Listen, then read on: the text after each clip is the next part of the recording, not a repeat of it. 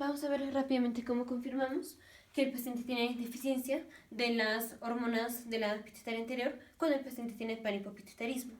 Entonces, ya en el video anterior vimos de manera extensa cómo hacemos confirmación. Ahorita nada más va a ser como un repaso.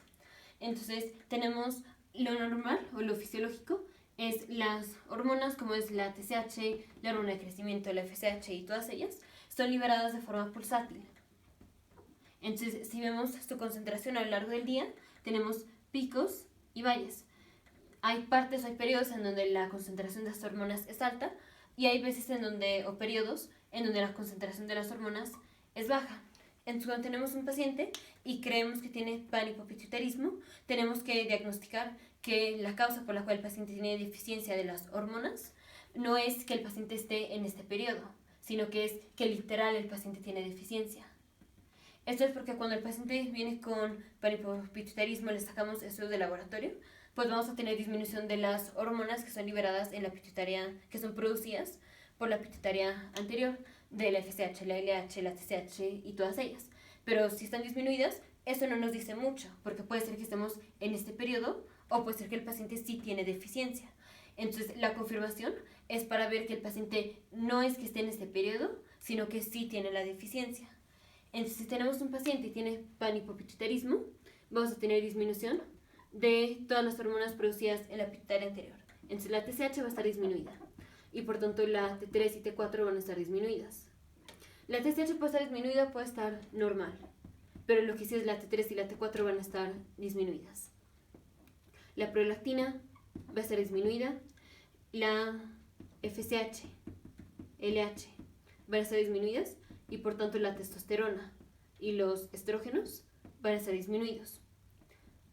La hormona de crecimiento y por tanto el factor de crecimiento similar a la insulina va a estar disminuido. La ACTH y por tanto el cortisol van a estar disminuidos.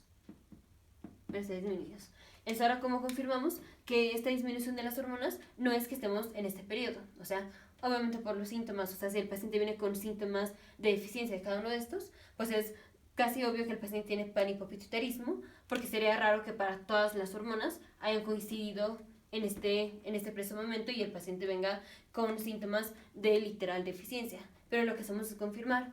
Entonces, ¿cómo confirmamos que el paciente tiene deficiencia de la TSH?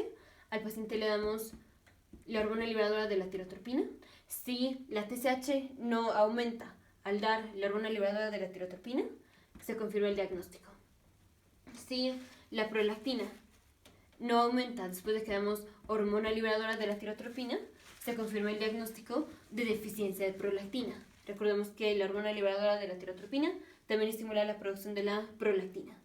No tenemos forma de confirmar la deficiencia de FSH y LH. Para confirmar la deficiencia de la hormona de crecimiento y del factor de crecimiento similar a la insulina, hacemos infusión de arginina. Si después de dar arginina no aumenta la hormona de crecimiento, se confirma el diagnóstico de deficiencia de hormona de crecimiento. Porque si el paciente sí tuviera hormona de crecimiento, o si sí la podía producir, después de dar arginina, aumentaría la hormona de crecimiento. La otra es dar insulina, se da 0.1 microgramos por kilogramo de peso para producir una hipoglucemia de menos de 40, o sea que la glucosa sea menos de 40 miligramos por decilitro. Si un paciente tiene hipoglucemia de menos de 40 miligramos por decilitro, el paciente respondería con producir hormonas de estrés, hormonas que aumenten la glucosa en la sangre, como es la hormona de crecimiento. Pero si el paciente no tiene la hormona de crecimiento porque ya está deficiente, porque tiene panhipopituitarismo, no importa cuánta hipoglucemia tenga, no va a aumentar la concentración de hormona de crecimiento. No va a aumentar la concentración de hormona de crecimiento. Más o menos lo normal sería que la hormona de crecimiento, después de dar la insulina que produce una hipoglucemia de menos de 40 miligramos por decilitro, lo normal sería que la hormona de crecimiento aumentara a 10 miligramos por decilitro. Pero si es un paciente que tiene panhipopituitarismo, pues no va a aumentar. La otra es cómo confirmamos la deficiencia de ACTH y de cortisol. Aquí tenemos 3 pruebas. Una es la prueba de metilapona. La metilapona disminuye la producción de cortisol. Si disminuye la producción de cortisol, vamos a tener como compensación aumento de producción de ACTH, porque la ACTH promueve la producción de cortisol. Si no hay cortisol, porque dimos metilapona, el cortisol se va a regular por la ACTH, va a aumentar la ACTH para que se produzca más cortisol.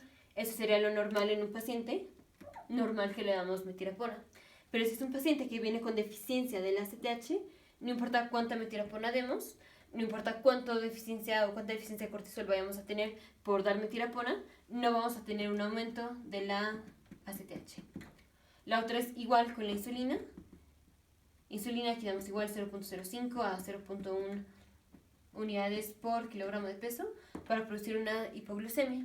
En respuesta a la hipoglucemia debería de aumentar el cortisol porque es una hormona de estrés y lo normal sería que el cortisol aumentara a más o menos más de 19 miligramos por decilitro. Si no aumenta el cortisol a más de 19 miligramos por decilitro después de dar una infusión de insulina, entonces confirmado y el paciente tiene deficiencia del cortisol. ¿Y por qué tiene deficiencia del cortisol? Por deficiencia de la ACTH. La otra va a ser con la prueba de cosintropina, que esto es, al paciente le vamos a dar un análogo de la ACTH. Entonces al paciente le estamos reponiendo la hormona deficiente, en este caso la ACTH, pues lo normal será que el paciente produjera cortisol, porque el problema es en la pituitaria, no en la glándula suprarrenal que produce el cortisol. Pero recordemos que siempre para cualquier célula o cualquier órgano que ya no está recibiendo, que ya no recibe estimulación hormonal, se va a atrofiar. Entonces, si el paciente ya viene de forma crónica con el panhipopituitarismo, las glándulas suprarrenales no están recibiendo la ACTH. Y si no reciben la ACTH, entonces el paciente va a tener atrofia de las glándulas suprarrenales. Y entonces cuando demos la cosintropina, que es un análogo de la ACTH o este análogo llega a la glándula suprarrenal y promueve la producción de cortisol.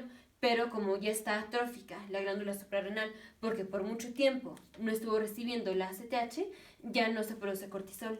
Entonces la prueba de cosintropina es que no haya un aumento de cortisol después de dar cosintropina.